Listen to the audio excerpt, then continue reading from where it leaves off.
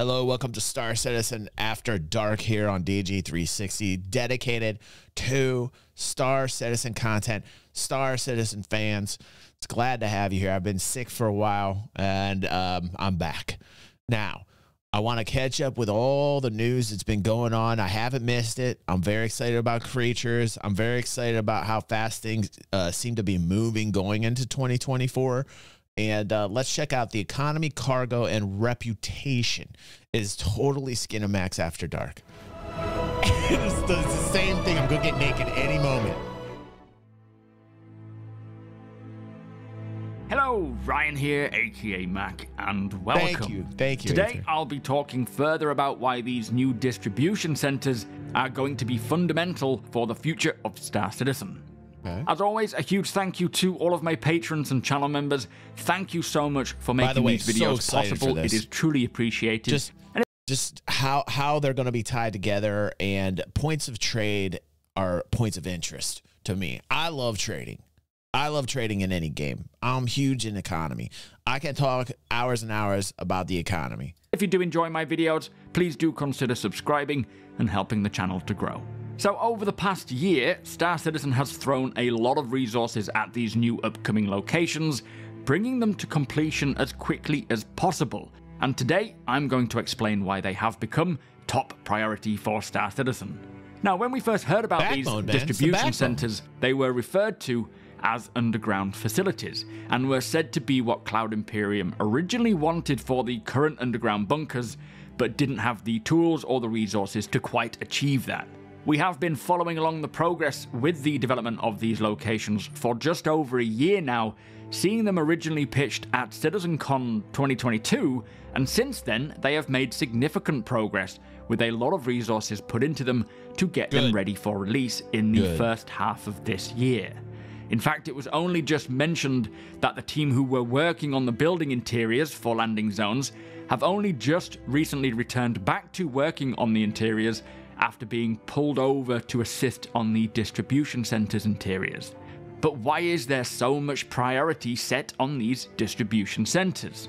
Well, during the last CitizenCon, they shed a lot of light into the intention for the distribution centers and what they will offer for gameplay and supporting upcoming game systems, which showed me why they are so important to the future of Star Citizen and fundamental to provide support for many other game mechanics.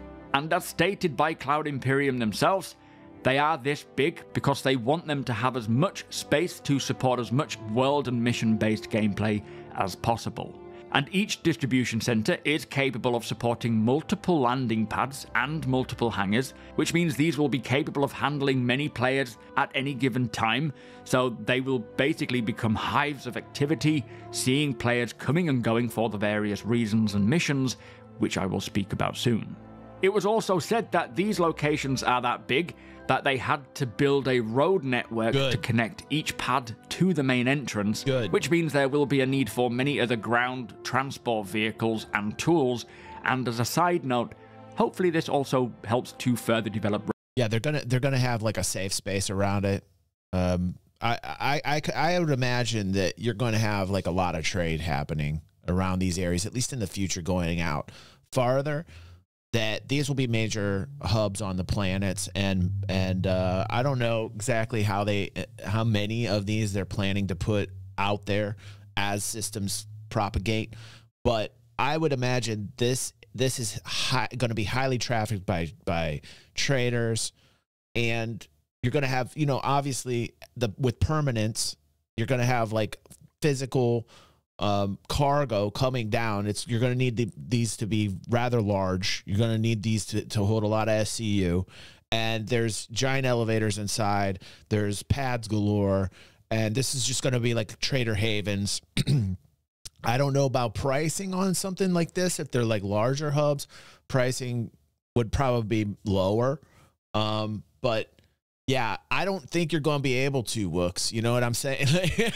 I like where Wooksy's mind is going on this, man. Roads in general. Now, there are a lot of upcoming game systems that these distribution centers will help to support and be vital in their expansion. And Cloud Imperium are trying to kill as many birds as possible with a single stone by creating them. from the cargo profession, reputation, Facts. manufacturing, and distribution, which also ties into things like base building. I'm But wondering most how they're going to go importantly, about it. They are It's a really interesting question to me. I don't know if it's been answered, but like in those areas, I'm not certain if they're going to basically put like a safe zone around it, and then there's going to be fighting heavily around it. But I'm not quite sure. required for the upcoming What's up, dynamic Deep? economy. As we speak, Cloud Imperium are heavily focusing on developing the in-game economy, which will impact What every is going single on thing here? Are you kidding me? Dude, did you just advertise yourself on my channel? Pepe, Orson, who's a mod in here? in the verse. And Get outta heavily here. dictate what players and The only bot we NPCs like is will be getting up Schnozzbot, to. and Schnozzbot The left us Maelstrom when he system, comes or to the the physical damage system, has seen a lot of work This guy gone into outta it, here. with much of it revolving around creating recipes for every single material in the game, which in turn will determine the supply and demand for every item in the game, and All right, he's eventually banned. crafting. He's of outta course. here. So, He's for outta example, Now I missed that because some dude comes in and tries to like advertise his bots, and that's how you know you're starting to make it.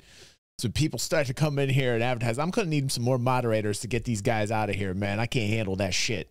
No way he's gonna advertise on my channel, but me, and I don't even advertise on my channel. Blood oath, blood oath. No shills during anything. No shills during anything. Get out of here. I kicked him out. I banned that guy. Get out of here. He waited. That guy was dedicated. He joined. He followed us.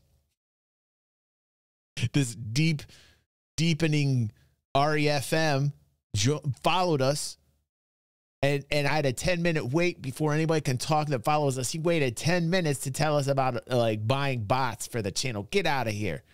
Get out of here. Get. Let's boo him out of here. Get out of here.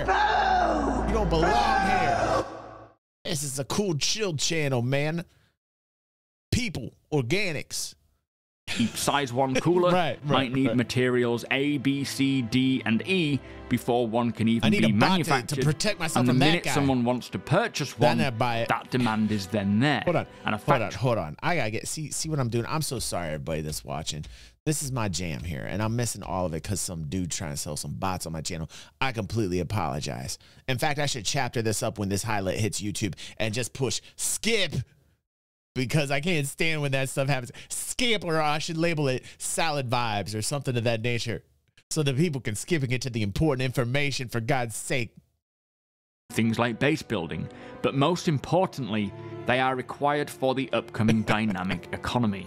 As we speak, Cloud Imperium are heavily focusing on developing the in-game economy, which will impact every single thing in the verse, and heavily dictate what These are players and factory nodes. NPCs will be getting up to. The Maelstrom system, or the physical damage system, has seen a lot of work gone into it, with much of it revolving around creating recipes for every single material in the game, which in turn will determine the supply and demand for every item in the game, and eventually crafting, of course. So, Yes. for example, a size 1 cooler might need God, I can't wait for materials this. A, B, C, D, and E before one. Mickey!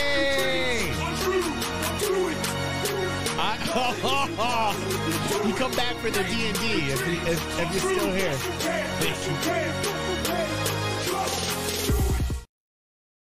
Vicky says, just dropping in, but Rowan is streaming, and you know I'm a Rowan girl. Love you, DG. You don't love me. You're just using me, Nikki. No, thank you, Nikki. I love you. Hey, come back later for the Viva La Dirt League Dungeons and Dragons stream, Nikki. It's good seeing you. One can even be manufactured, and the minute someone wants to purchase one, that demand is then there, and a factory node will need to manufacture one and get it distributed to the stores for the player to then purchase. And of course, a cooler is just one example. So these distribution centers will play a pivotal role in distribution, sorting, storing. We're going to tie right into manufacturing nodes. I'm not quite sure how we're going to be introducing manufacturing nodes. Manufacturing nodes are really important. They're part of Quanta, which is basically a program, or Quantum, which is a program Tony Z talked about over 3 or 4 Citizen Cons ago, and how essentially this program is basically going to determine, you know, what is needed locally around these nodes in terms of what the economy is going to give us. What's up, Eric? Thank you, dude. 10 subs like a boss again. This man is a beast. Next time, it's gonna be glass. By the way, you want to enter our Zeus Mark II MR with Concierge Solstice paint. Got to do that. And we're giving away a Sulin with a Tau Mo paint. Both LTI. Given it to us by Eric. We're going to call a winner on the 28th. If you are still here watching on YouTube, go down in the description. You can check that out. Thank you so much, Saint Eric. You are a beast. I appreciate the hell out of you, bro. But this is the gameplay. This is really the meat and potatoes of the gameplay. I cannot wait to see how they're going to tie in manufacturing nodes with the physical. I like that we're getting into this. This is like stage 2. This is stage 2, getting like physical points and ports of interest where you can trade like a boss. And now that I'm kind of putting the pieces together, I think these will tie directly into the nodes. And I'm really happy that I'm seeing some type of progress here that's economy related. I want to see more of that in 2024. I definitely want Tony Z to start talking here. I got to see Tony Z at some point telling us about where we're headed, what he's been up to, the economic team. Just get him down here. But, you know, like a lot of times you start talking economy, people fall asleep. But there are really hardcore economic gameplay players, gamers out there that dig this style. I am one of them, and I don't fall asleep ever. I listen to every single detail when it comes to what's down the road with the economy, and I cannot wait to see manufacturing nodes hit and then crafting hit and seeing how it's going to tie in. I think this is these are going to be very interesting areas and points of interest, these distribution centers for our traders. Storing or processing these materials or items, and in some cases, depending on the role of the distribution center, be a manufacturing plant itself, requesting raw or processed materials to be delivered in large quantities to craft these items en masse. And as we heard, the distribution centers will vary based on who owns them, each offering a multitude of missions and opportunities for players, allowing players to build their reputation with the company. And so, for example, a UEE-owned facility will be focused on military supply, research and development, or communications, depending on which branch they represent. They will have a strong military presence in the area and likely offer more hostile type gameplay opportunities like team-based combat raids, as we heard about. Missions like hacking, stealing, search and destroy, or eliminate target and eliminate all missions.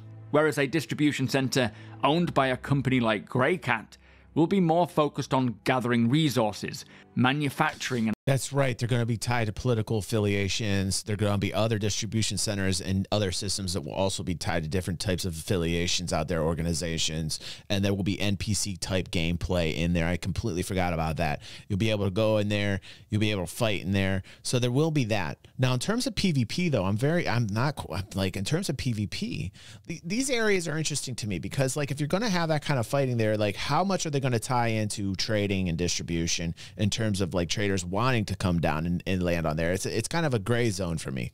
And assembly and shipping, it will have a limited level of security and will offer friendly style gameplay like cargo hauling, resource gathering and mining or maintenance, but they can also offer some hostile gameplay options as well. And that is just 2 types of distribution centers. As you can imagine, there will be many others as well, with each one offering a variety of missions, as we have just heard, which will see players coming and going constantly, with some players moving goods, others maintaining the location, or maybe dropping off an NPC. Should be and really so much hot more. areas. Now, much of what I spoke about there mostly takes place at the ground level of the facility, on the landing pads, not necessarily venturing into the building too far. And internally, what you see above ground will only make up a small percentage of the location, much like we see with the current underground bunkers. So as you begin to go inside, you will see the corporate office space and interact with the administrative personnel.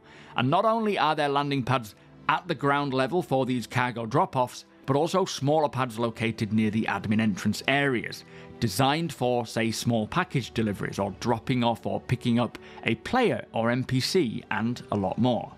And in the atrium of the building, we will find the corporate space with receptionists, and these locations will act as a place to maybe hand over or pick up small deliveries, get new assignments, and be the starting point for building your reputation. Dig it. And then once you have built enough reputation with the company, you might gain access to office spaces deeper inside, where missions might have you handing over documents, meeting with unique mission givers, or performing an assassination, meaning that as you gain reputation with the company's facility, you could get access to your target, instead of trying the guns blazing Matrix lobby style entrance, of course.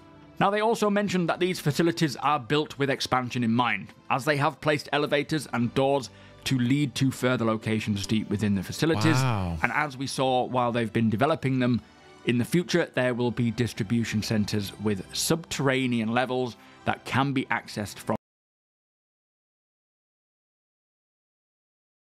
either the interior or exterior, going very deep underground, again offering more entry points or gameplay opportunities. They're almost like cities, So man. as you can see, these places are designed to support the work on the economy, and this year we will see these locations act as distribution hubs, manufacturing plants, storage facilities as well, working alongside the space station cargo decks. Now, Cloud Imperium's vision for the cargo profession, which will be rolling out this year, is to create a real-world economy system with resource gatherers on all scales, moving large materials Let's to get busy on factories that. who then manufacture goods, with those goods then being distributed all over the verse by huge ships like the Hull series, which are essentially ocean liners, delivering their cargo to the cargo decks above each major landing zone.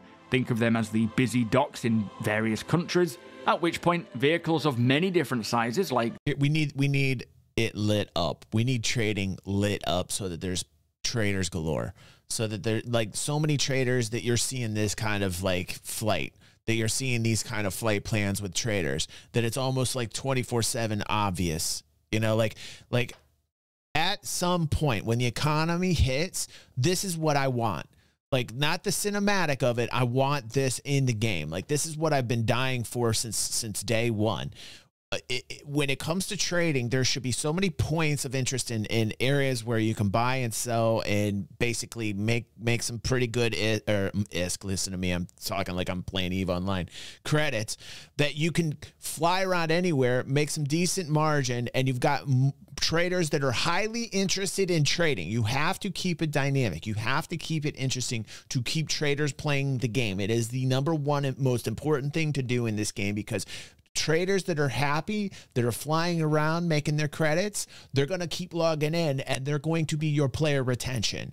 Manufacturers, these types of people that play the game this way, this is your backbone gamer. These are the ones who make the game successful. These are the ones who log in every single day, and they've got their routes, and they like the truck from point A to point B. They like their profit margin. They want to seek out new areas where they can make more margin, and they're continually playing the game. They don't have to worry about bugs disconnecting them, or they don't have to worry about the bull crap that most of us are.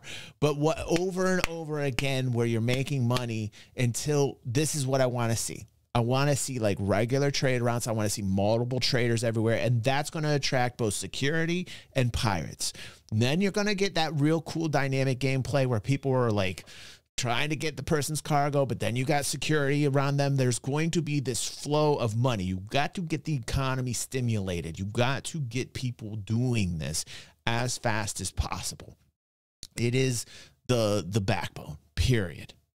the trucks and lorries of the world What's up, will Hilo? then pick up and haul these goods to other planet-side locations. I like that the cities distribution or centers are being distribution put on the centers, forefront. which are basically Because like I think Amazon's that'll help. warehouses. And then smaller vehicles, like the vans of the verse, will take those items to their destination, which could have literally been a player requesting an item or material. Really? This should have been first. This should have been the first layer. You know, in game development, the first layer, and you know, who am I? I'm just some bald dude with a soul patch who's only feeling 70% of myself because I'm sick. But like that, the 70% of myself that's here right now is telling everyone out there that can hear me that I think the most important part of the gameplay in an MMO, in a sandbox, is this type of gameplay. And this should be layered in first. This should have been the first layer. you know, where people are continually coming in like space trucking, and they're having a smooth experience, and they're making their margins, and there's new places to trade from, and you keep that. I don't know personally why more attention isn't being put into this. Like, this should be priority number one. This gets people coming in every single day and flying around, man. 70% soul patch equals still powerful. You better watch out, right? Watch out, Stunner. To be delivered to their newly built homestead. So you see, distribution centers are a fundamental element in the backbone of Star Citizen's economy, serving a very important role, all the while plugging these locations into all of the other game systems that they have created. Here's one of the reasons why we're not getting that first, is because in this MMO, in this sandbox here, and Mad Style says, guess they need all the foundational stuff worked on before dynamic trading mechanic is placed in. And he's right. Mad Style is right. Like, really what needs to be put into place is obviously server meshing, more systems, more points of interest, more places to trade from. And that technology just now kind of getting all the wrinkles ironed out, as we saw in Citizen Con. And it's refreshing to see. And I really do hope that's going to flow over into economic gameplay this year, and that we see these distribution centers pop up quickly, and that we are seeing traders log in regularly. They are making good creds. They are having a fun time. And so in 2024, for me, stability is key. You know, getting server meshing to a point where stability is key. Gameplay is better, less latency. Essentially, like, AI acting as it should, or NPCs acting as they should. A nice little AI tweak would be nice too, but I won't go there. I want to see more focus on this. I think this is the lifeblood. I think now with what we saw from Citizen Con, it's not a crazy ask. I think that if we do nail this down, that'll give this like the life support that's always going to be there in the background. That will keep it going. So hopefully we'll see more of it. The various mission types, reputation systems, raids, and so much more. They are a very intentional addition. Let's go that easy had to come this star year, prostitutes. as now Cloud That's Imperium coming in a are later taking patch. the cargo profession, that, reputation, and the economy to a whole new level. 3.69, and once these coming in, distribution centers are here, which should be within the first half of the year, as they say, there is going to be a constant supply of opportunities and missions for players. And I don't just mean on the legitimate side either.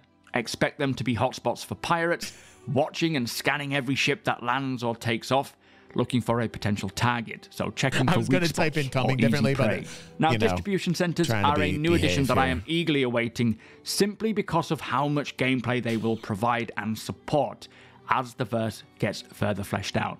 And I can't wait to be involved in all of it.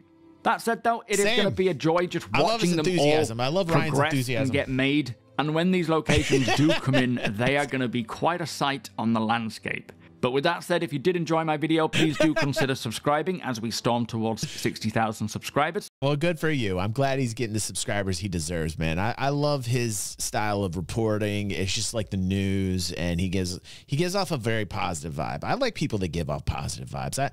I dig watching content where people are like fairly positive. They're rational people, and it's fun. You know, like I feel like Super Mac Brothers. I feel like Ryan at Super Mac Brothers always does that. Okay, Pepe, what do we got next?